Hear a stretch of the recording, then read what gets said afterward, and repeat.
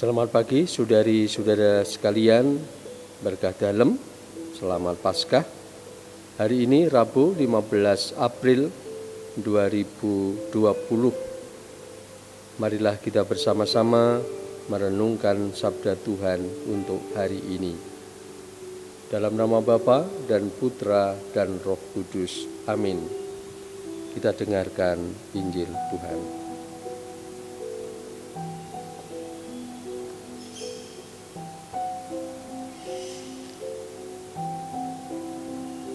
Pembacaan dari Lukas 24, 13-35. Pada hari Sabat, sesudah Yesus dimakamkan, dua orang dari murid-murid Yesus pergi ke sebuah kampung bernama Emmaus, yang terletak kira-kira 7 mil jauhnya dari Yerusalem.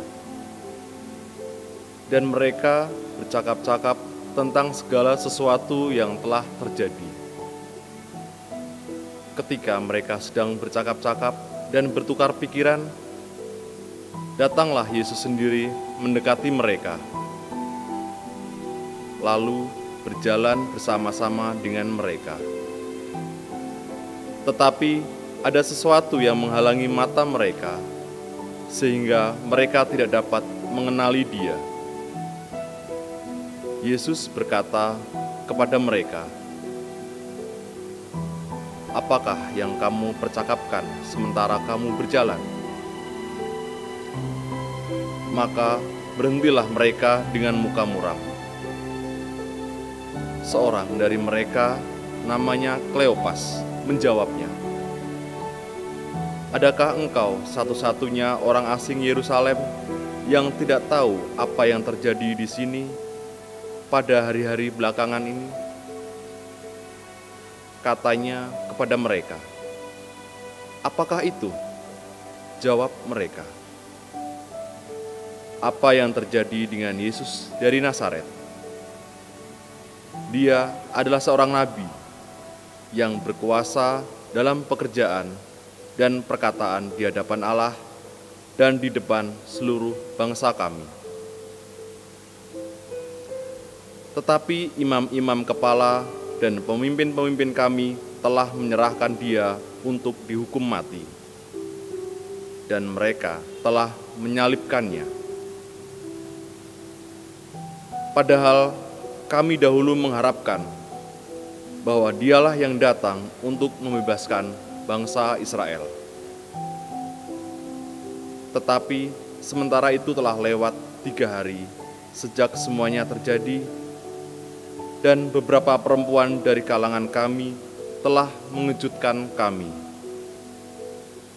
Pagi-pagi buta, mereka telah pergi ke kubur dan tidak menemukan mayatnya. Lalu mereka datang dengan berita bahwa telah kelihatan kepada mereka malaikat-malaikat yang mengatakan bahwa Yesus hidup.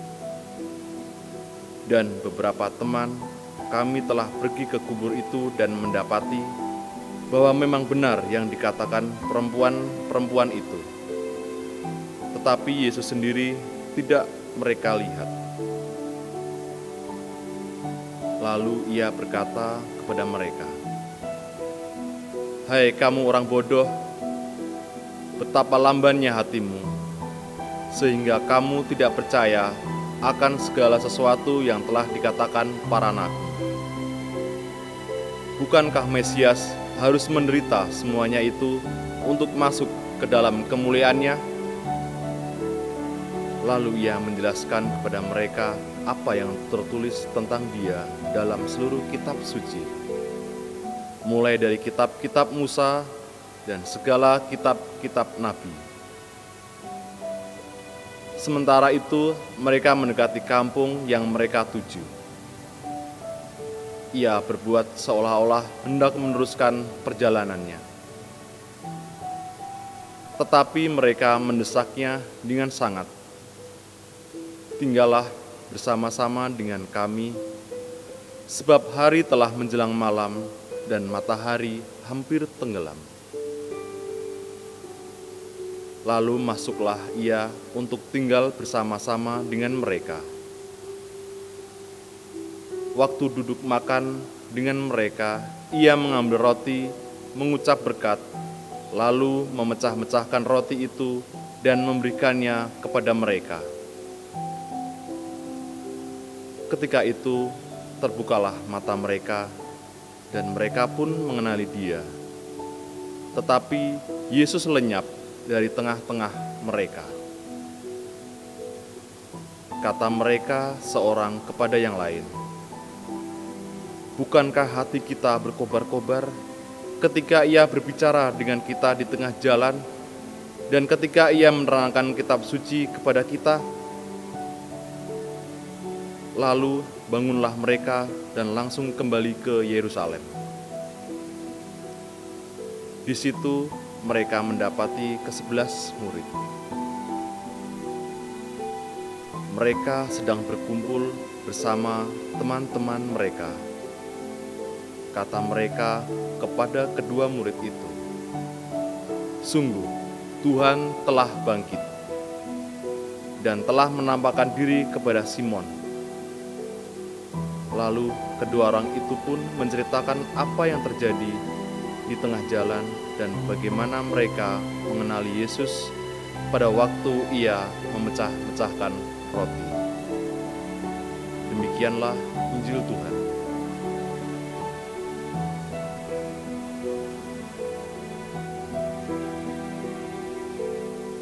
Saudara-saudari sekalian, kita baru saja mendengarkan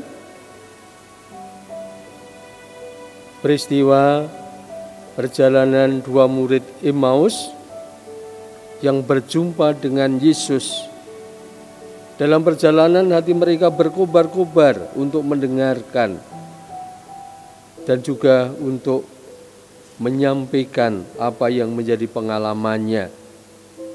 Ketika ada orang datang bersama dia, mereka tidak peduli siapa dia. Sampai mereka bertanya, "Apakah engkau seorang asing, satu-satunya yang tidak mengenal atau yang tidak tahu dengan peristiwa di sekitar kita?"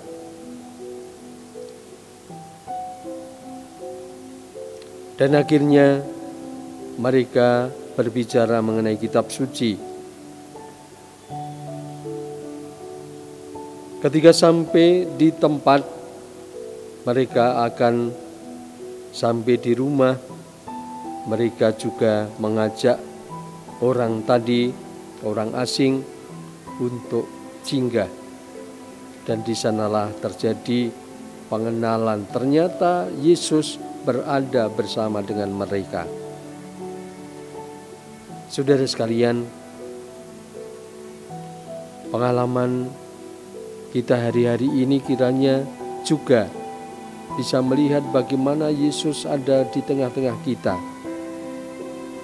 berada di rumah kita, dalam kebersamaan kita. Baiklah, kalau di dalam keluarga, suami istri dan anak-anak ada kesempatan bersama untuk berbicara mengenai iman, berbicara mengenai cita-cita. Orang tua memberikan pendidikan moral kepada anak-anaknya, dan juga anak-anak dengan bebas bisa menyampaikan apa yang menjadi harapannya. Juga termasuk soal iman. Iman diajarkan di dalam keluarga. Mungkin dalam situasi itulah, bukan hanya mungkin, kita yakin bahwa ada yang lain juga yang bersama dengan mereka. Siapakah itu? Yesus yang ternyata tidak kita kenal dalam perjalanan itu. Namun menjadi kita kenal ketika kita bersatu di dalam makan bersama. Maka kesempatan keluarga yang semua ada di rumah, makan bersama menjadi sesuatu yang penting untuk membangun kebersamaan kita, terlebih juga menyadari kehadiran Yesus di tengah-tengah kita. Dan kita setelah berjumpa dengan Yesus juga dikobarkan oleh semangat untuk menjalani perutusannya. Perutusan tadi adalah soal solidaritas, soal kepedulian terhadap orang lain. Seperti ketika dua murid tadi memaksa, tanda petik memaksa Yesus untuk singgah di rumahnya karena hari sudah mulai gelap. Tetapi juga ketika mereka setelah makan, meskipun itu suasana pasti malam hari, mereka tidak menjadi takut. Mereka meninggalkan rumahnya. Dikatakan dalam kitab suci, lalu bangunlah mereka dan langsung kembali ke Yerusalem.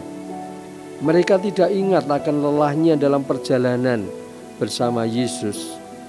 Mereka tidak ingat bahwa malam ini adalah gelap, bahwa tidak ada lampu, tidak ada segala sesuatu, tetapi mereka harus kembali ke Yerusalem untuk menyampaikan kabar gembira ini.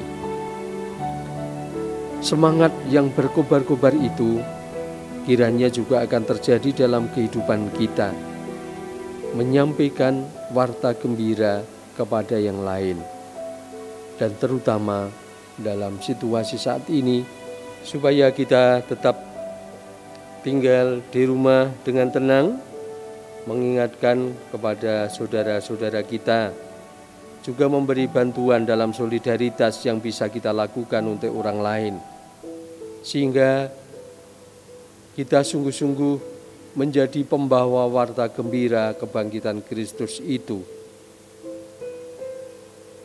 Cara-cara kita dalam sikap atau hospitalitas, keramah tamahan seperti dua murid Emmaus, kiranya perlu kita perbarui, perlu kita bangun dalam kebersamaan. Dan bagi kita di rumah kita masing-masing, kebersamaan, saling bercerita, sharing mengenai pengalaman iman, mendampingi anak-anak dalam kehidupan bermoral, kehidupan yang lebih baik, saya kira perlu dibangun. Dan marilah kita syukuri bahwa kita masih diberi waktu untuk juga mengalami kehadiran Tuhan itu. Kemuliaan kepada Bapa dan Putra dan Roh Kudus, seperti pada permulaan, sekarang, selalu, dan sepanjang segala abad. Amin. Marilah kita berdoa. Allah Bapa sumber sukacita kami, setiap saat Engkau menggembirakan kami dengan perayaan kebangkitan Kristus. Semoga perayaan yang kami langsungkan ini membimbing kami menuju kebahagiaan sejati. Dengan pengantaran Yesus Kristus Putra-Mu Tuhan kami, yang bersama Dia dalam persatuan Roh Kudus, Allah sepanjang segala masa. Amin. Dan semoga kita dilindungi, dibimbing, dituntun oleh berkat-Allah yang Maha Kuasa, Bapa dan Putra dan Roh Kudus. Amin. Selamat pagi, selamat Paskah, selamat beraktivitas, berkah dalam. Haleluya.